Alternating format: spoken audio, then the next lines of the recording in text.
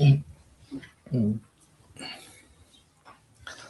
اللہ الرحمن الرحیم نحمدہ ونصلی علی رسولہ الکریم اما بعد. دوستو بزرگوں، کیا بات کریں، کچھ بولنے کی ہمت ہی نہیں ہو رہی ہے.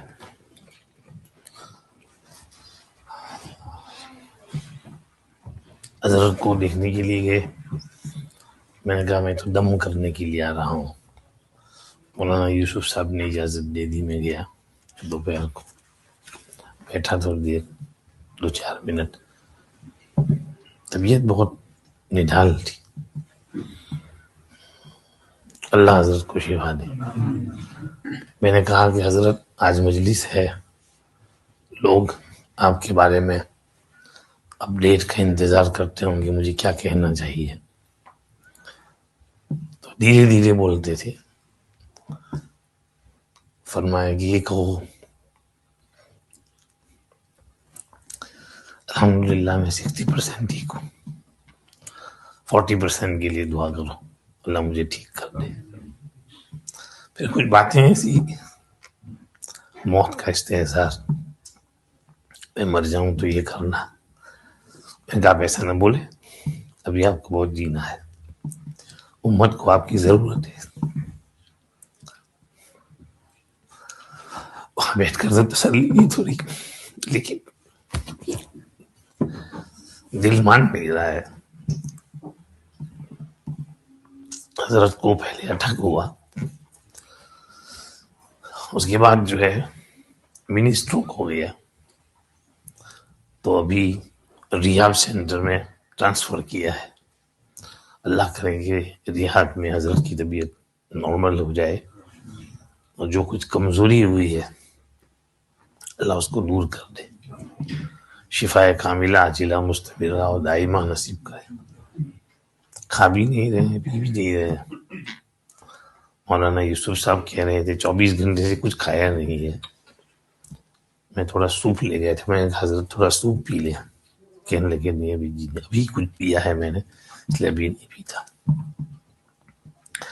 اور چونکہ پوری زندگی بہت صفائی میں گزری ہے نا، 1 ہفتے سے بیچارے ہاسپٹل میں ہیں، تو ان کا جی چاہتا ہے شاور کریں، لیکن ہاسپٹل والے منع کرتے ہیں. ان کو ڈر لگتا ہے پیشاب استنجا ہوگا، باقی صفائی نہیں کر سکوں گا، میری نماز کا کیا ہوگا. تو یہاں بھی آتے ہیں تو روزانہ غسل کر کے آتے ہیں بخاری پڑھانے. بلکہ ایک دفعہ تو فرمایا دارالعلوم بری میں اتنے سال میں نے حدیث پڑھائی، ایک دن بھی غسل کے بغیر نہیں پڑھایا. روزانہ جب بخاری شریف پڑھانے جاتے غسل کر کے جاتے تھے. تو یہ کتنے صاف ستھرے آدمی، تو بیچاروں پر پریشانی ہے. اللہ حضرت کو شفا دے اور جلدی گھر لے آئے، صحت سے نوازے، تندرستی عطا فرمائے. یہ اللہ والے ہیں، چلے جائیں تو ہم یتیم ہو جاتے ہیں. اللہ ہمارے اوپر رحم کرے. امت کو حضرت کی ضرورت ہے. دعا خوب کریں، صدقہ بھی نکالیں. ہم نے اپنے گروپ پر رکھا آئے تھے کریمہ پڑھیں، صارم پر بھی اور محسنات پر بھی. تو انشاءاللہ اللہ پاک کچھ رحم کریں گے.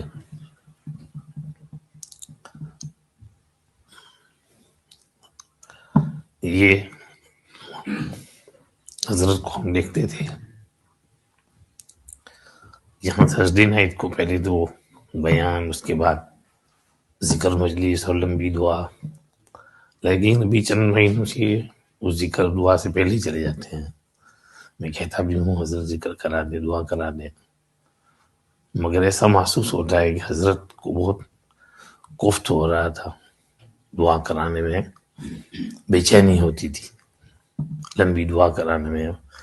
دل بہت نرم ہے، امت کا غم جو ہے وہ دیکھا نہیں جاتا، تو امت پریشان ہے.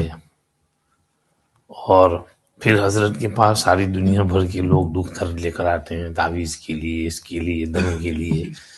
تو سب کی باتیں سننا پڑ رہا ہے، ٹیکسٹ میسج آتے ہیں. تو ایک عام آدمی بھی اگر اتنا اس کا 10واں حصہ بھی سنے تو اس کا دماغ چکرا جائے. تو یہ بزرگان دین جو ہوتے ہیں ان پر کیا گزرتی ہوگی.